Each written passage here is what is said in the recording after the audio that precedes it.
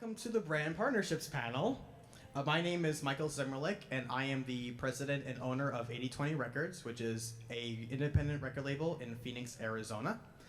And we'll start to the far right here. So, Jimmy, why don't you introduce yourself and what you do, and Sure. go down the line. Thank you. My name is Jimmy Landry. I work for Gibson Brands. I'm the global director of marketing for the Pro Audio division, and my role is ranges anywhere between artist relations, marketing, janitorial, you name it.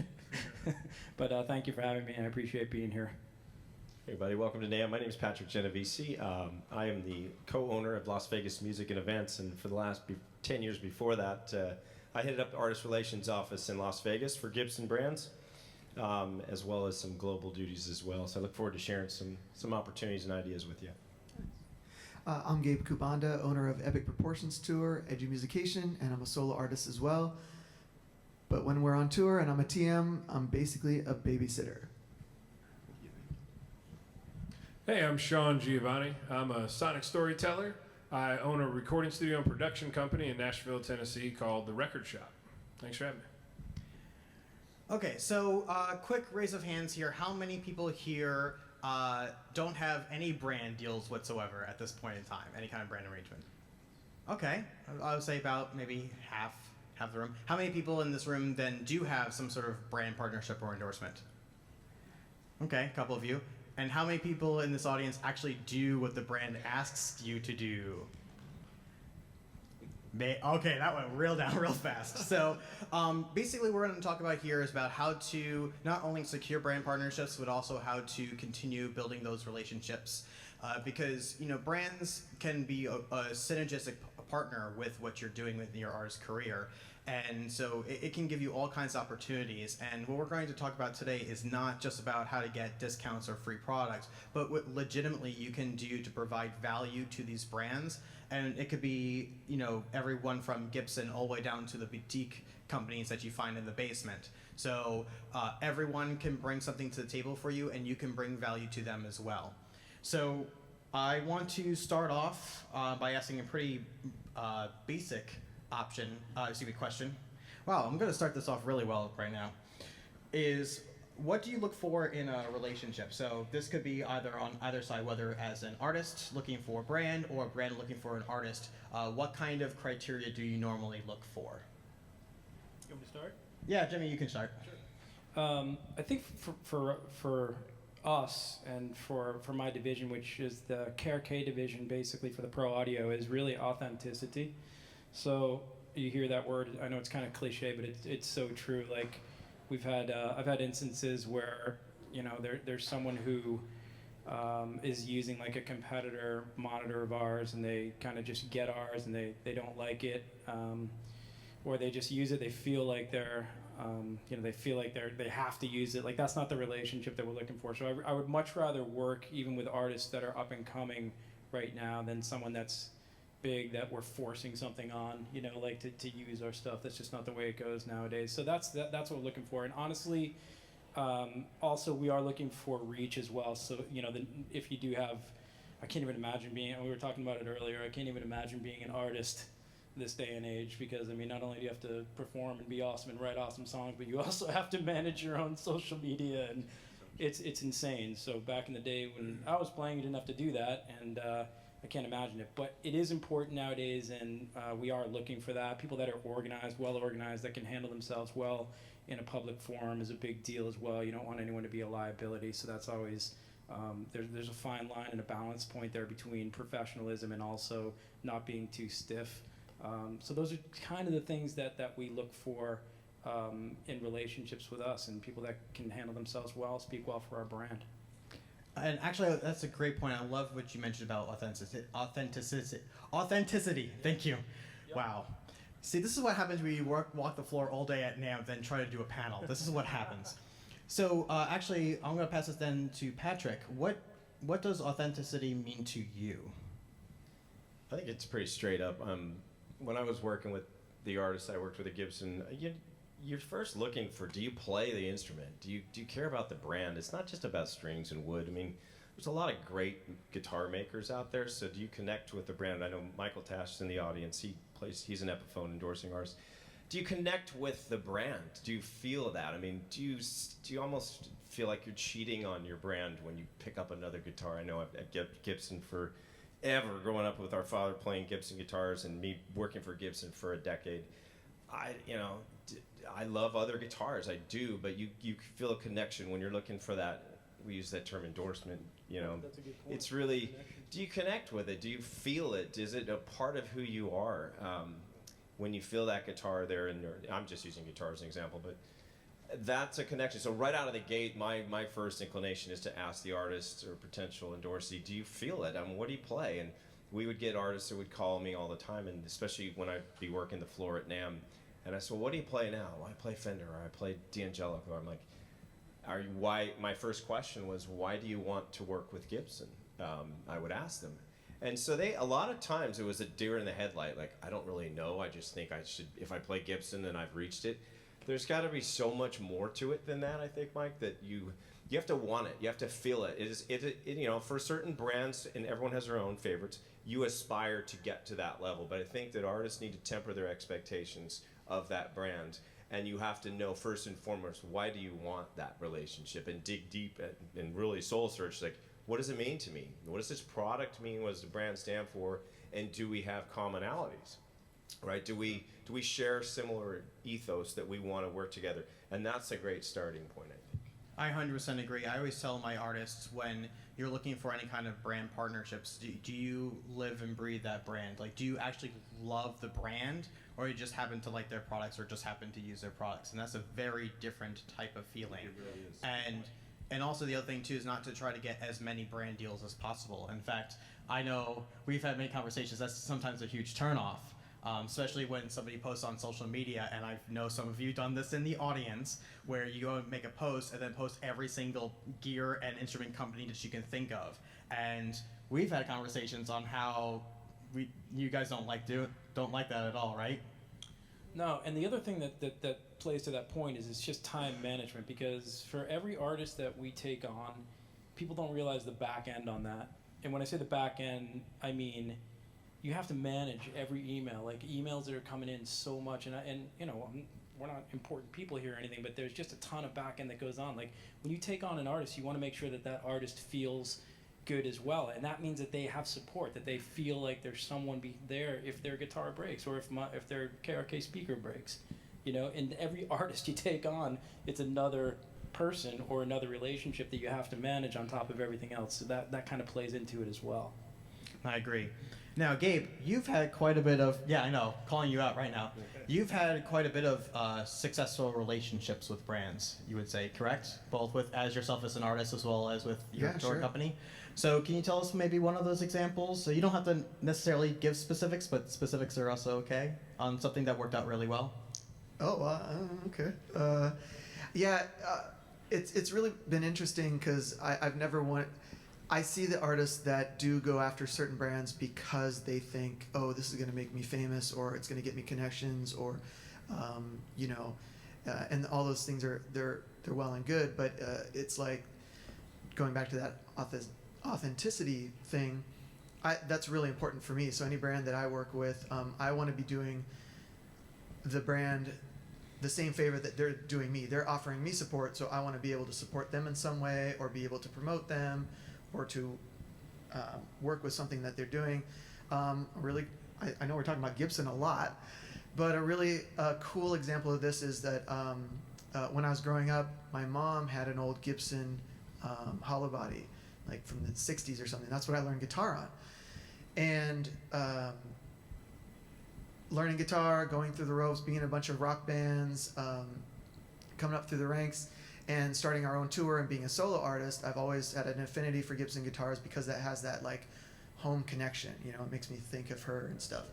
And so when I met Patrick, who was working A&R at Gibson at the time, and I had a mishap with my other guitar on tour. We were at a military base, shaky stage, and the guitar fell off the stage and broke all the way around, and I didn't have a replacement. So I had to duct tape it together and keep on going, for the next few days. That's true, by the way. Yeah, you saw it. And I finally got in touch with Patrick, and it's like, yo, we're coming through Vegas. Man, can I borrow a guitar for a day at least, until I can figure out what to do? And You still have it. and I still have it. How many years ago was that? 2 or 3 years ago, yeah. So cool things like that, where it's something like, it's a little more intrinsic than, ooh, that's a shiny new object and I want it and I'm gonna get famous from it. Do you know what? To this point too is when you realize, and you kind of said it best. It's not really about us, but in a way, the brand is the people are the extension of the brand. I can tell you, a lot of companies that I worked with, competitors and colleagues and other brands, they all share the same thing, and your relationship with the brand is equal to the relationship with your artist relations people, and they work really, really hard, but they do have to compartmentalize how many people that they can take on. And I think tethering expectations is something I'll say a lot, and that is for artist relations people, they can only take on so much. And so don't get discouraged if you don't get phone calls back, or if maybe you don't think they care. It's not necessarily the case in any way, shape, or form. In fact, I think it's the opposite. I think we as an artist relations, we want to help everybody. I mean, as many as they would give me, I would just give them out. Because the more guitars I gave out, I felt like to people that earned it and deserved it and met certain criteria, which you all certainly did, that it was always like a win for me personally. I was like, wow, I'm helping somebody. So your relationship, when you called me, oh crap, I busted your guitar, and you did. I felt equally as supportive for him, because he was like, oh my God, you saved my day in my tour. But for me, I went home thinking, wow, this is great. I've really helped somebody. And so your relationship with that brand is equal to that person that you're working with. I think that's really an important point, is people. So going after that, in regards to outreach, I'm going to bring this to you, Sean, and talk about outreach. So for yourself, what have you personally found has worked well when it comes to outreach? Like, what have you found was the best methods, or even the biggest mistakes that you've seen people do when it comes to outreach? Well, I think the first thing is that I think a lot of people think of when they're first getting into like endorsements and sponsorships is, oh, cool, I can get a bunch of free stuff from this company if I make a good relationship with somebody. And they say relationship, but then they don't think about the aspect of the relationship, right? So it's a give and take. It's a long-term thing, and as you mentioned, we have to add value to that. Now, if we just get a bunch of free stuff, that's cool, but it may be something that we don't need to buy that we were going to buy, but it's not long-term value for either the company or the endorser.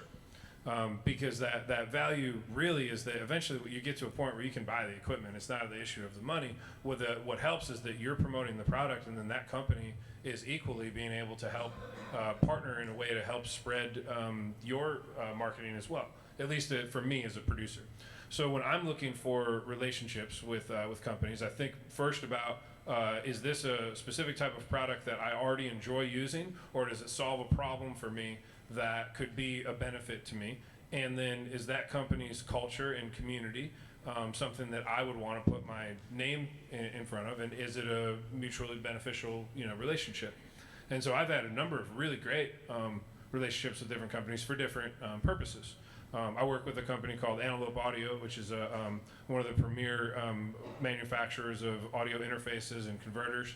And they solved a solution for us with remote recording. We do a lot of remote recording outside of the studio, and for years I had these big, huge racks of preamps and converters and a computer and all the stuff that we had to drag around to every gig, and not always, we don't always have enough space for everything if we're doing like a smaller club date or something like that. So they came out with an interface that had 32 channels of audio conversion and a preamp that is 32 Class A pre's in one little box. So in one rack space that's like that big, I can bring a 32 channel studio wherever we go. So we're able to set up right next to monitors. So it solved a problem for us. And the culture of that company is really cool. They're very forward thinking, and they're creating really great high quality products. And for a long time, like when I started in the industry, they were known as the company that, like, if your studio had their clock in it, then you had the legit room, So they also had a great reputation, which helps with my reputation and mutually beneficial relationship. There's another company that I work with called Atom Audio, makes really great studio monitors, and I love their monitors, the sound of them. And one of the big advantages was that they had moved their corporate headquarters, U.S. headquarters, to Nashville, which is where my studio is located. So I already like their monitors. I would love to have more of them in the studio. And I know if something goes wrong, I can literally call up Adam, and it's happened before. Ribbon blows on one of the speakers, and within a couple of hours, I have a new set of monitors there, and they're sending mine off to repair. So that sort of relationship is awesome. And in turn, I help them develop content. They come and they film and record in the studio, and it's a good relationship. So that outreach for me starts with, is there a relationship there, something where each party is going to add something positively to the interaction? I 100% agree. The other thing too that I will definitely also point out is when you're building these relationships and doing this outreach, the number one thing you should think of is respect. And what I mean by respect, I mean respect their time. They are enormously busy, and not because they're getting bombarded left and right from not only from their higher ups, but also the artists that they currently represent, as well as other artists that are trying to make deals as well. And you want to be respectful for their time. So ask them, if, for example, if they say, hey, we're not busy right now, don't take it personally. They are probably just legitimately busy and they just can't handle you right now. So ask them, hey, when would be a good time for me to follow up? They may respond, they may not. But if they do, keep a note. And I do this all the time, is they say, yeah, hit me up in 3 weeks because I have this big convention coming up. And after 3 weeks, I'm going to have some more time. Make a note to follow up with that person in 3 weeks. So those are the things that I would always recommend. And if the time is not right, the time is not right. And that's totally okay as well. I know, for example, I've known both Jimmy and Patrick for quite a number of years now, and we've never done any direct relationship, but that doesn't necessarily mean that we don't have a relationship at all. We have a relationship, and that's why they're on this panel right now. It's because we asked them to, and they were generous of their time to come out and speak to you. So that doesn't happen overnight. That happens over a long, long period of time. So sometimes it will work out, sometimes it never works out, but you just never know where that's going to lead. Mike, I would add persistence is key. Don't be afraid to keep being on it, though, because you do get a lot of emails. It's just kind of the nature of being in artist relations. There's a lot of artists, so there's way less artist relations professionals than there are people wanting to move and further their career with product. So, I can tell you, I have a laundry list of people that just, God, this is constant. I know, and they're so nice. People would email, man, God, I got a deadline. But then you don't forget, right? I mean, you say persistence wins out, right? What your mom told you, the squeaky wheel, it does work. Okay, God, even if you go, geez, I got to call this person back. They're driving me crazy. But you do have to do that. I mean, look, how serious are you about your career? And from my standpoint, I loved it. And when people would be persistent, I would finally get on the phone and say, God, you are persistent.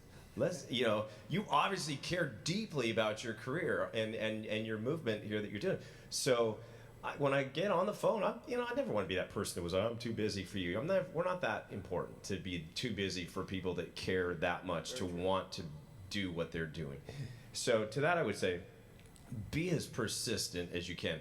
Respect the process, to your point. Respect that, at NAMM, there are 200,000 people trying to talk to Jimmy Landry tomorrow. And understand that, hey, can I follow up with you on Monday? It's probably not the best opportunity to get Jimmy.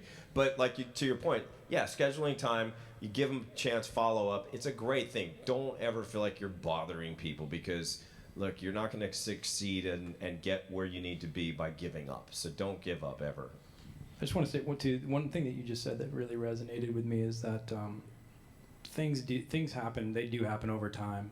They really do. It's like and this goes both ways as well. I mean, there's a lot of people that do what we do that maybe even shouldn't be in the business. So you should always think about it that maybe there are guys that do what we do that you don't want to work with, and that's on you as well. It might take time for you to realize that as well. There's people that that are doing what we're doing and they're in it for the wrong reasons. So we've been doing this for a long time, and that really resonated with me, because there's relationships where I will meet someone that, I've developed relationships where I met someone 4 years ago at NAMM, and then I saw them again, and then when I saw them, my mind was a little bit different, my circumstances were different, and it was like, wow, that dude really has his act together, and he's doing great stuff, and we become friends first, or whatever, and then it develops from there. So I think that's a really good point, is that you have to be patient with that type of thing, and it is a two-way street for sure.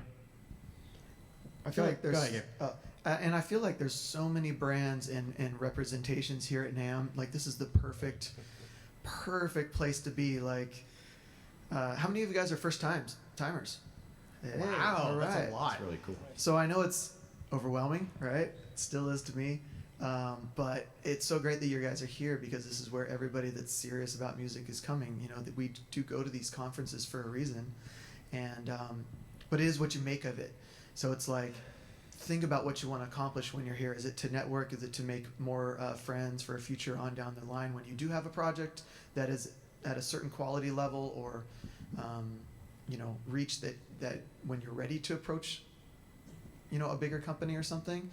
Or do you know exactly the piece of gear that you've been using forever and you love it, and you want to get the new thing and just work with their team more and see what happens? And there's just so many possibilities here, and like Patrick said, it's really on you to take that further, and to go up and talk to people and get their email, trade business cards, and email them 3 weeks later, and just keep that relationship going, and then see where it leads naturally.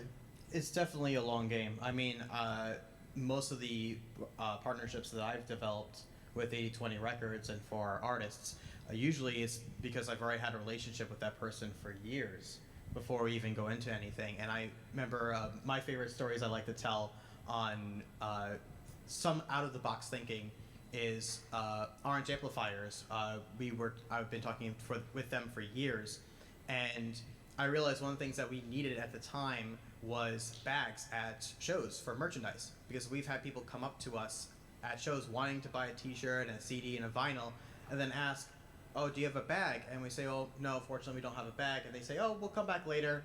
And they never do. So I want to get bags. So I decided to talk to the person I know over at Orange, and I asked him, hey, I know that NAMM's coming up soon. I know you guys usually have the orange bags. Would you mind sending maybe a couple over to me? And so he asked me, well, how many are you looking for? And I said, I don't know, like 50, 100, like just whatever you want to send, whatever, if you have any access, whatever the case is, just send them across. And he goes, yeah, I'm not sure, we haven't put the order in, but if we can, be more than happy to do so. And then I didn't hear from him, so I would just check in once in a while, just ask him if he has any update, and it took a couple of emails, and then he finally got back to me and said, yeah, but we're not so sure, but I'll let you know. And then after a month or two later, he gets back to me, goes, yeah, actually, just what's your address? We'll send you some bags. And I said, oh, thank you. Well, a couple of weeks later, at the door, I kid you not, I see a box like yay high off the ground. It must have been at least 200 of these things in this box. And that meant a lot to me. And we promoted those. We just promoted the bags, for crying out loud. But we gave them social media. It's now brand presence for every single show that we put on. And it's just that gesture that I really, really do appreciate that they gave us. But that was something that I felt was a need that we had, that they were able to provide. And so I wanted to bring up to all of you guys, do you guys have any stories or examples of some relationships that you built, or certain partnerships that are not the standard, just free product or discount or anything along those lines, that worked out pretty well? I really don't, actually, that I can think of off the top of my head. I just have a couple instances where I thought something was going to go. Sorry. Let me repeat that. No. Back to you, Pat. No, I mean, not really. I've had a couple where I thought were going to go really well, and they went really wrong. Okay, so. Let's talk about that. Can you give us one of those stories? I can. I might start twitching. It was this was a while back, actually, before I worked for Roland, which was Cakewalk, which is a software company before Gibson. Gibson actually bought Cakewalk, but I was working for Roland, And before this, I used to produce and be a mixing engineer and blah, blah, blah, all that stuff. So I have some good relationships in that world. So when I was at Cakewalk, I brought in some of those relationships from my major label days into the Cakewalk thing. And a good friend of mine, buddy David Bandeth, who's an unbelievable rock mixing engineer, producer out of New Jersey, really great guy, individual. And he's a friend of mine, so I tried to do a deal with him where he has his own plug-in kind of company going on now, and I try to work some magic there to get his plugins distributed through the Cakewalk and through that whole deal, and it just wasn't the right thing. I just wasn't thinking ahead, and I was thinking kind of short-minded that I'm going to hook him up and things are going to go well. And then fast forward, things that get out of your control and things get bottlenecked on the man, and it just didn't work out. Thankfully, he and I are still friends, but that's one learning lesson for me, where you really, from our perspective, I really have to think, and it was a great learning lesson for me, to like think about things. You got to think ahead with those types of things. So that's one thing that really was not a positive on this thing. Any other examples, guys? Anyone else? A bad one? Yeah, really. I like talking about the bad. I like the bad ones. Everyone wants Those the are bad. great It's lessons. juicier when it's bad, right? I don't know. I didn't really have any bad relationships at Gibson, and I certainly wouldn't drop names if I did. Still like this industry. But yeah, I had some really good success stories. But I guess to your point, there were some artists that maybe felt they were entitled to certain things, and I think it just goes back to what most artists want out of their artist relations team is just direct, no crap. Just give them honest answers. I think we sometimes feel like we want to always give you everything that you're hoping for because that's what you need. And telling an artist straight up, I can tell my good friend Ben Carey, who played with Lifehouse for many years, he once told me, he said, I love working with you just simply because you tell me you can't do things. And I looked at him like, what?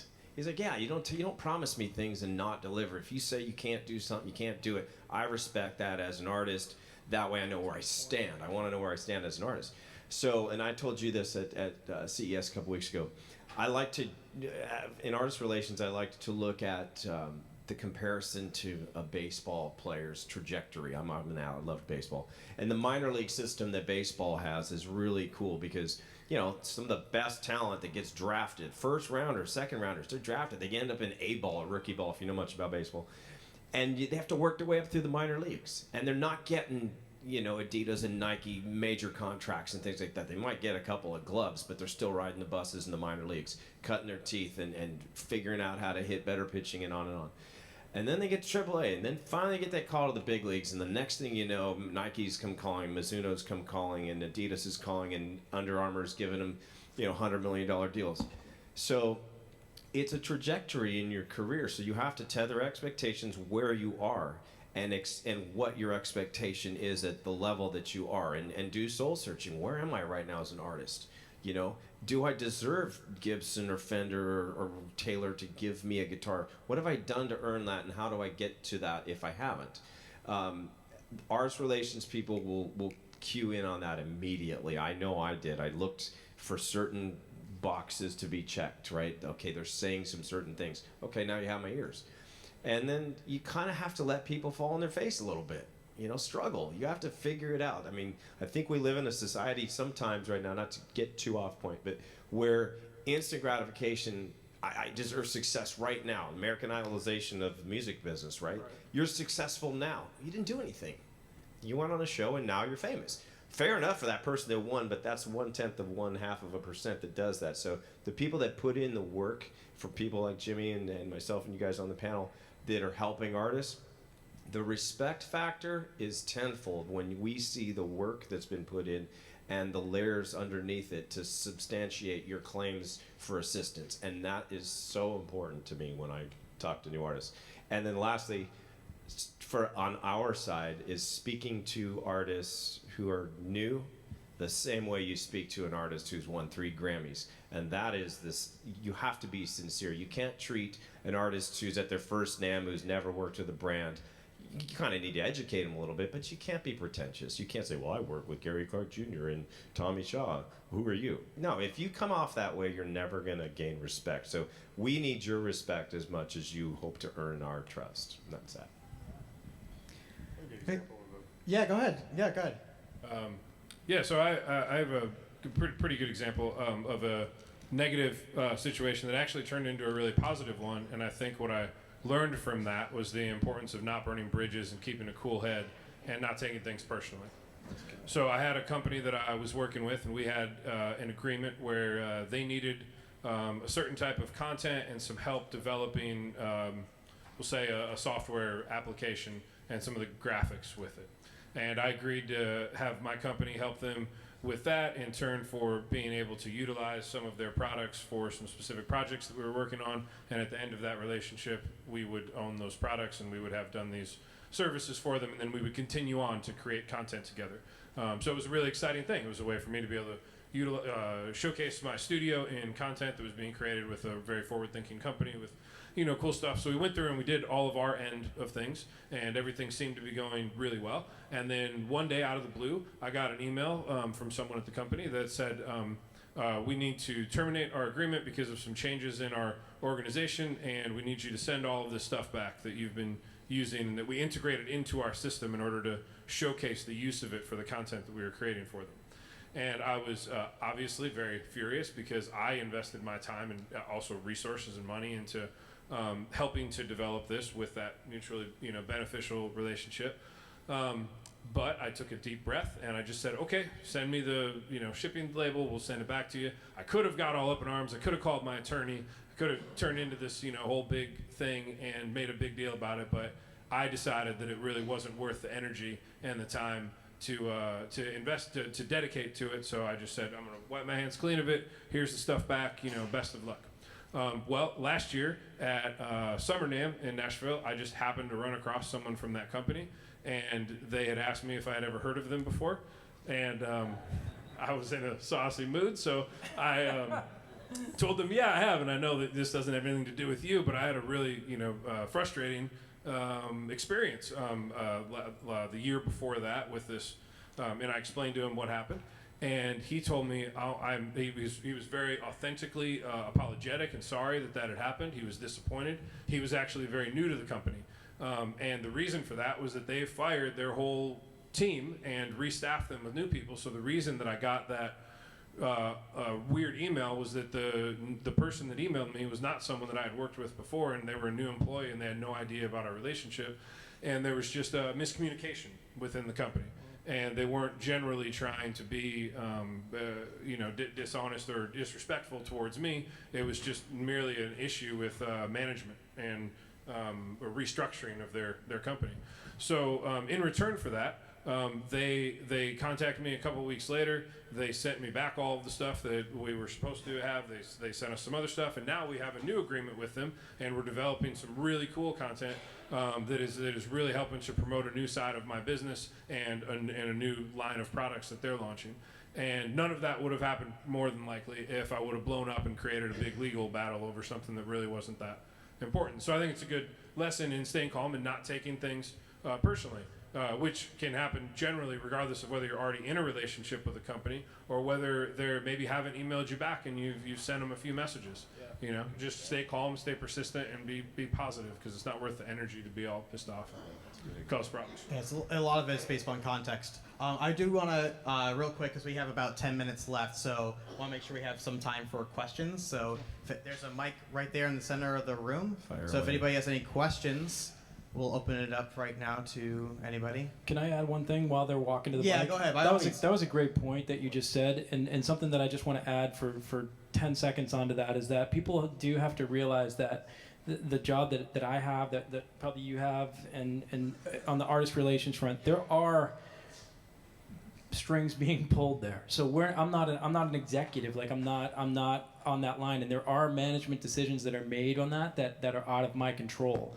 So the email that you got to send that stuff back probably wasn't from your A&R guy. Maybe it could have been, but it could have been from someone up above. And that's important for people to realize too, because if that does happen to you, it's probably not the relationship, or it might not be the relationship with the person that you're dealing with directly, but someone up above that doesn't understand. So just keep that in mind. And that's an amazing point too. Is like, I think us as artists, we just think of, or bands, we just think it's just us. Okay, I'm a solo artist. Oh, I'm in a band of 4 or 5 members, you know.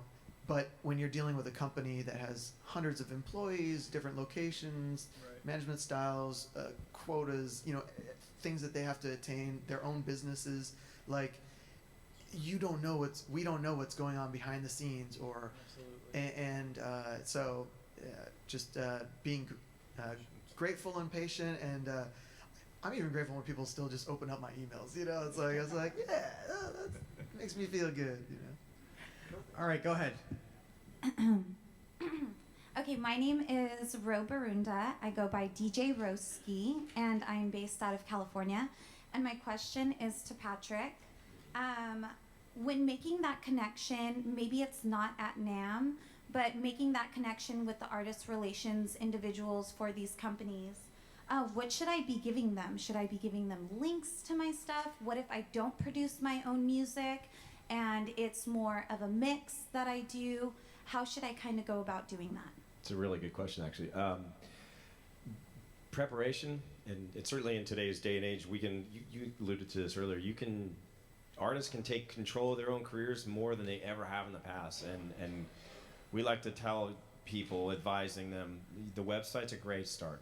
Having good interesting content, you know, whatever your medium is, your professional photos, if you have video, if you have, what do you like, what do you do, who are you as an artist? Everything that can be delivered, it's oftentimes difficult to get an artist relations person on the phone, like is going back to this, there's less of us. So the more prepared you are for that moment when you have that conversation, then this is for you new timers at NAMM. If you happen upon an artist relations person in one of your favorite product booths or whatever, don't start spewing all the stuff that you do and who you work with. It's not the time to do it. To that question, it's being prepared with your digital content, your EPKs, everything that you need to present with a mission statement of why and what you're looking for will be right and concise to the point. That's what I would look for. And to piggyback on that, like, even if you don't, let's say your band just broke up and you're starting a new project, but you don't have any new material, or you have things in the works, but it's not quite ready for when you're, you know, meet this person. It's not bad to say, hey, you know, I'm working on a bunch of new stuff, but, you know, let me get your card, and when I have it all prepared, I'll send you something over, send you some links. I know personally I like links because instead of you know, attachments to file, you know, instead of, you know, cluttering up a hard drive and stuff, and short, succinct, know what you're about, know who you are, know what you sound like. I know you guys get this all the time, but when bands audition for our tour and they're like, well, what do you sound like? And they're like, oh, I'm like a hazy version of as well as, and, you know, it's like this super long thing that you can't wrap your head around, whereas it's like, you know, okay, it's Jimmy Eat World meets Iggy Pop. Okay, cool. I can wrap my head around that. That's weird, but that's cool, you know? Right. So giving people references, like, is really good as opposed to, like, abstracts, like ethereal stuff. It's hard for us to wrap our minds around it. But if you can be very precise to the point, oh, I sound like Janis Joplin if Beyonce was her mom or something, you know? Something to kind of give a cool visual, along with links that show your performance or your songwriting capabilities or your production techniques or whatever it is. And short and sweet. Awesome. Thank you. Would it be fair to say that if an artist came to you and with a understanding of what you guys were already doing, sort of marketing-wise, and saw other artists that you're working with and that you endorse, and then had a concept or an idea sort of developed, like, hey, we use these products for this. I see that you guys have been doing this. I love that sort of content. I think I could create something. Yep. Would you guys be open to looking at that? You know, would that be a good way to approach things? That's always been my approach. Yes. Absolutely. There's no question about it. If you have like even a soft plan together, so it's not too over the top, but it's together and it's concise and it makes sense and it's short, that's absolutely, you're right on point with that. I would say look at what the brand's already doing and see what you can do to support their vision. Awesome. Do your homework. Thank you. Do your homework. Hi, John. John's one of my artists. What's up? I'm Mike. This is shorter than I am. Hi, I'm John Carter Sanchez from Turn Zero.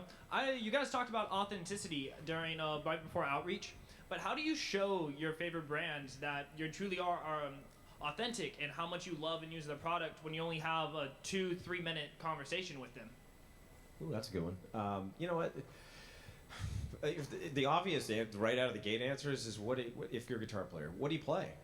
PRS. Okay, you're a PRS guy, and you're coming to the Gibson booth, or you're going to the Taylor booth, or going to a different brand. But if you're going, let's say you're a PRS guy, and you're going to the PRS booth, obviously the timing of when you have that 3 minutes, and if you get a scheduled meeting, you're going to get more than 3 minutes, or at least you should. Start showing what you've done, where you've been. And I'll tell you what, I have a story that would take up another 2 hours of this Gibson thing, but a story of passion and what that means to you. It'll come across, I promise you. And if you are that passionate, you can probably tell that story in 3 minutes, because if you're that passionate, I'm going to give you way more than 3 minutes, because I'm going to recognize that passion, at least if I care enough to be there. So I think that passion is what we do. Art in music is passion, and we're in artist relations because we love it too. We all play, and at least most of us do. And so that is going to be hypercritical to getting that person's attention and ear and eye on your stuff. That passion will come across. You guys use their product because you love it. You said it. You love that product. You had a family connection with the kid. I did as well. And so when I interviewed for Gibson many, many years ago, I told a story that was passionate. I'm like, I love this. My dad played this. And it just became a conversation. And it was instant that I loved the brand. And that'll come across. If that's how you feel and you're genuine about it. The last thing, Mike, we talked about this. Logo soup is not impressive. Logo, I'm endorsed by this. I want to coin logo soup. McDonald's endorses me. I don't want to know about that. You're not impressing me, and I don't mean this negatively. It's just when I see at the end of an email thread, I'm endorsing the Dean Markley and this and 27 different music products that may or may not be competing. It's logo soup. You're coming to me because you care about the guitar. I don't care if Ernie Ball's your string guy. It doesn't matter to me. It's just we'll get to that later when it starts to that levels that we talked about. We'll say, okay, who else do you work with? You work with Sony. You work with MGM Studios. Okay, those are pieces of the puzzle for artist relations people to slot you in where you are in your career. Okay, but it doesn't out of the gate impress anybody to say I work with 37 different companies across brand spectrums. So just keep that in mind as well. Thank you. I think we got time for one more question. So what do you say to artists or artists that are doing community-based work, that are working and teaching, folks about, the art of, for me, I think Ro is DJing. How can you get them to, how do you get a brand to support your efforts? I mean, Yeah, Gabe, you should talk about that's this. cool. Is it you're a DJ? Yeah, we do work with women and girls, teaching them how to DJ in the Fresno area. So we help train them, we help them build their economic power, and we have a young DJ as young as 7 years old. I mean, that's amazing, and I think that's right there. How you said it. It was short. It was sweet, but It's targeted, It's targeted. which is really good. Like you have a focus point there.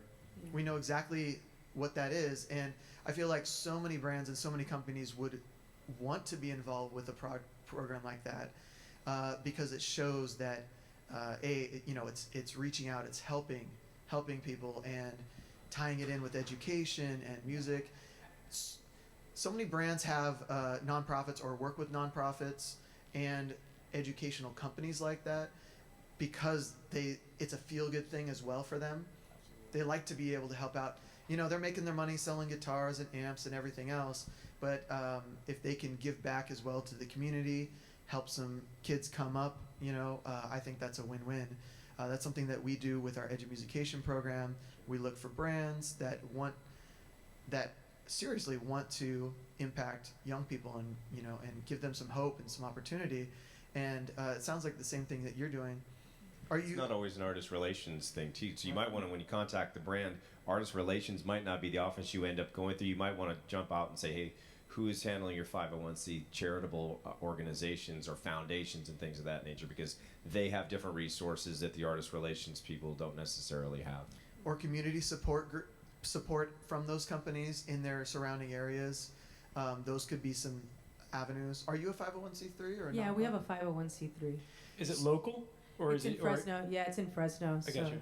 So I think the challenge for folks that aren't in Los Angeles or major city like that is that we kind of get, it's kind of more challenging to connect because there's not a face-to-face contact. It's kind of just sending an email and just kind of shooting, no, you don't know who to talk to, So there's those are the challenges that we have. Come talk to me afterwards. Okay. We work with a DJ company that does some amazing things with education and stuff. So we'll chat.